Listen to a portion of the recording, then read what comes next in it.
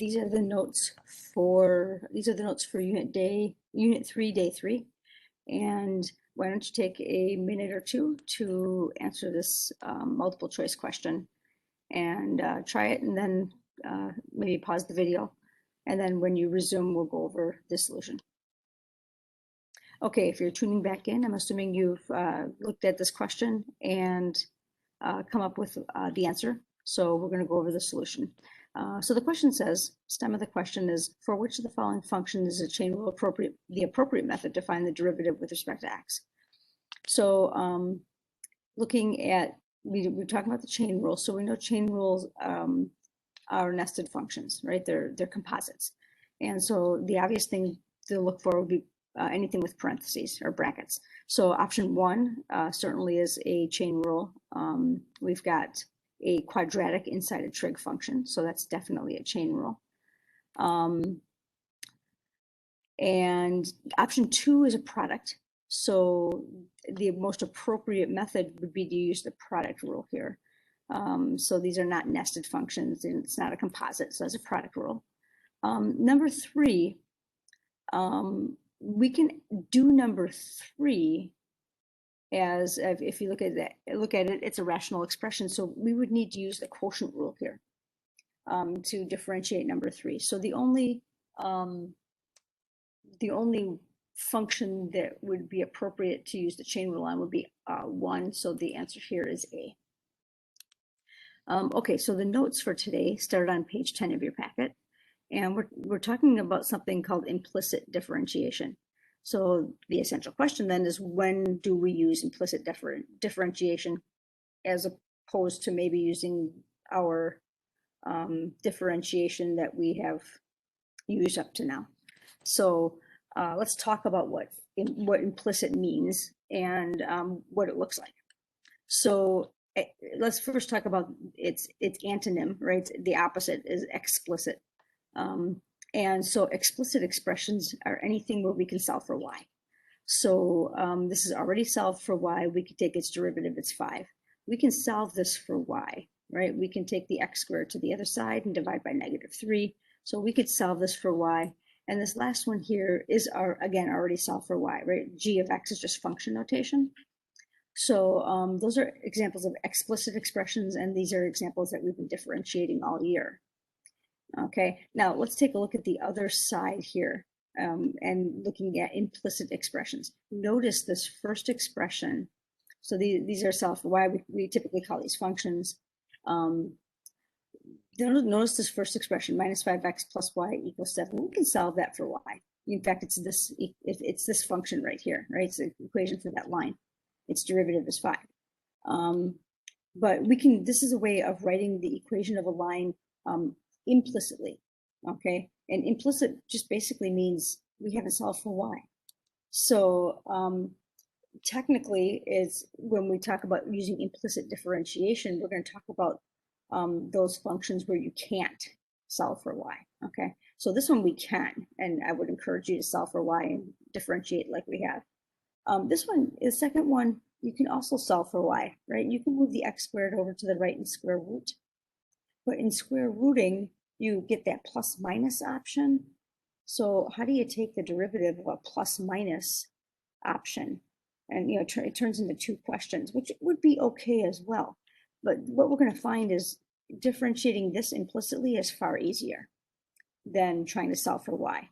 And then we're getting into this next expression. And if you notice, we have a y and a y squared. There's no way to factor this. There's no way to combine like terms. There's no way to solve for y. That's easy. So we leave this in its form, in its implicit form. And this is definitely one that we want to differentiate implicitly. And same with this. We have a y here on the left, and we have sine of y. This is definitely one we want to differentiate implicitly as well. Okay, so that's definitely when we need the implicit expressions, is when I can't solve for y. And these aren't necessarily functions.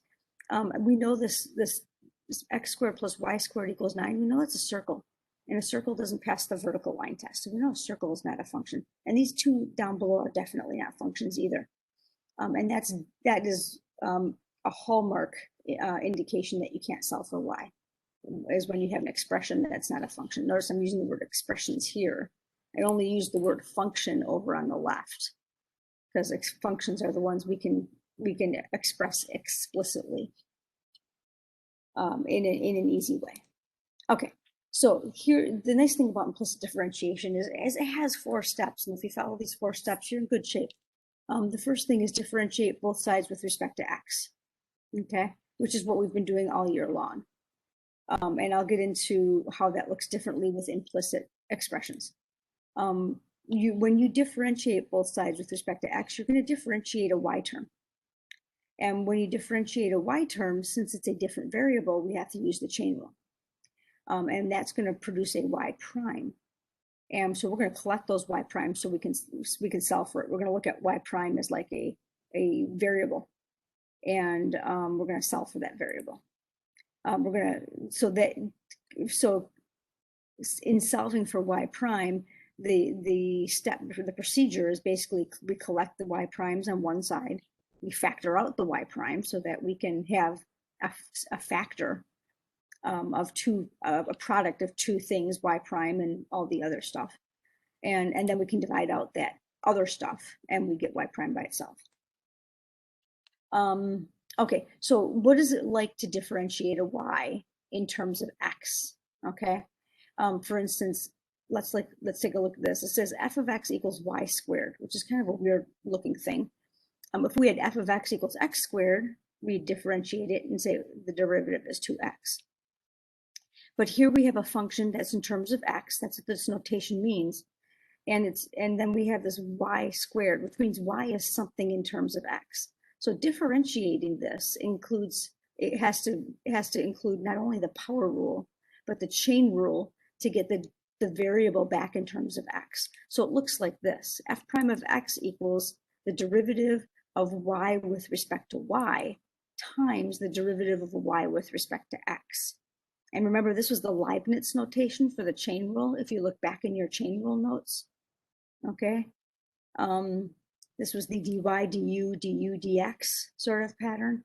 So the derivative of y squared with respect to y, those variables match up.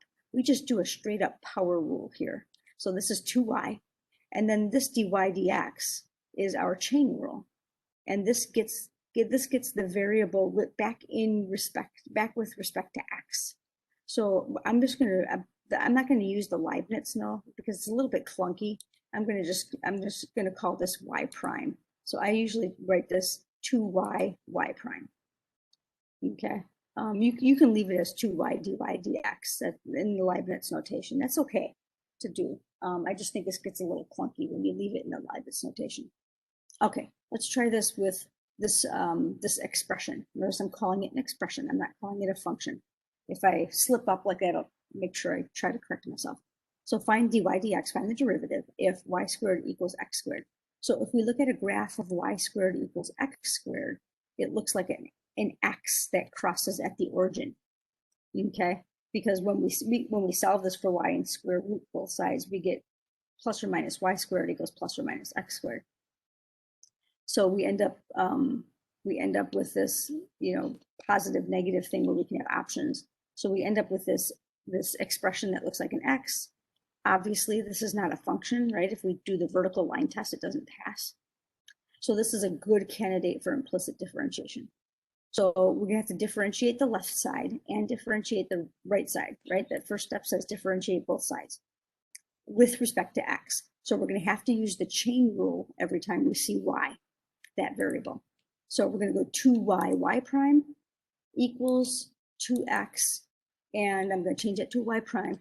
But the right-hand side is just a variable x. Differentiating x with respect to x is something we've been doing all year long, so that's just 2x. Okay, now I can solve for my y prime. I don't need to collect y prime terms because I only have one. I don't need to factor because it's already a product. I can just divide out the 2y, and I get my derivative. I solve for y prime, that's the derivative, and it's 2x over 2y.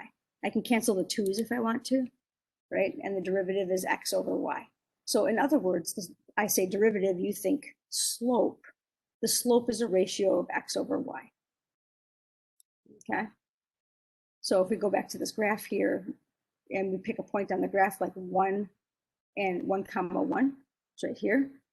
1 divided by 1 is 1. The slope of this portion of the curve is 1.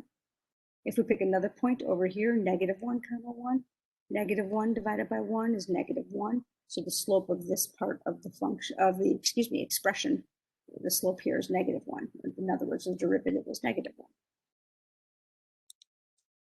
Okay, so let's take a look at that circle. I think a couple screens ago I had x squared plus y squared equals 9. I just changed the radius. And so this is now 25, right? This is a circle. Center is 0, 0. Radius is 5, right? This is r squared. It's not a function, right? It doesn't pass the vertical line test. So it's a good candidate for implicit differentiation. Okay, it says find the slope at 3 comma 4. So 3 comma 4 is about right there in the first quadrant. Okay, so I'm going to differentiate the I think I just said function. No, I didn't say function. Differentiate the expression. So I'm going to differentiate the x squared with respect to x. I haven't done anything yet. I'm just showing you what I'm going to do, right? I'm going to differentiate the y squared with respect to x. This is where I'm going to need that chain rule. And I'm going to differentiate 25 with respect to x. All right, so let's take this first term, d dx of x squared. These variables match. Do a straight up power rule, that's 2x. D dx of y squared, I need my chain rule. So I do my power rule, 2y, and then I do my chain rule, y prime. D dx of 25, 25 is a constant. The derivative of a constant is 0. That's the nice thing about any number, any number that's all by itself, its derivative is 0, right? Because it's just a constant. Okay, so I have to solve for y prime. Now I want you to notice, okay, I differentiated both sides. I did step 1. Step 2 is collecting the y terms. If you know, or the y prime terms. If you notice, we only have y listed in one location. So we only needed to use the chain rule in this one location. So we only have a y prime in this one location. So I don't need to collect y prime terms because I only have one y prime term. So I'm going to go ahead and move my 2x to the other side by subtracting it. And I already have a product on the left. So I'm going to divide out the 2y. And I have a derivative of negative 2x over 2y. I'm going to simplify that though.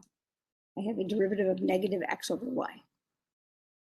So the derivative is opposite the ratio of the coordinates.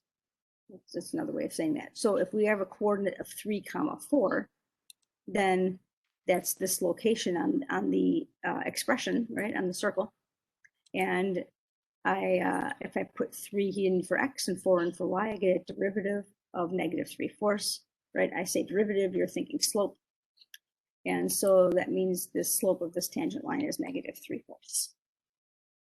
And so now I could take any point on the circle and find the derivative at any point. If it also said write the equation for the tangent line. So looking up at the front of the room on my anchor chart, I'm going to use my point and slope form. And I'm going to stick my slope in here and my point's right here. So it's negative 3/4 x minus 3 plus 4. And I'm done, right? I don't do anything with that tangent line. Remember that slope point form is the easiest form to use because we always have a point and we always have the slope. Okay, so we're going to forget about slope intercept form in terms of writing a tangent line. And again, I'll say it every time I can remember. I ask you this on every test to write a tangent line, write an equation for a tangent line. Okay, so when we get back in the classroom, then we'll go over the takeaways and do some topic questions.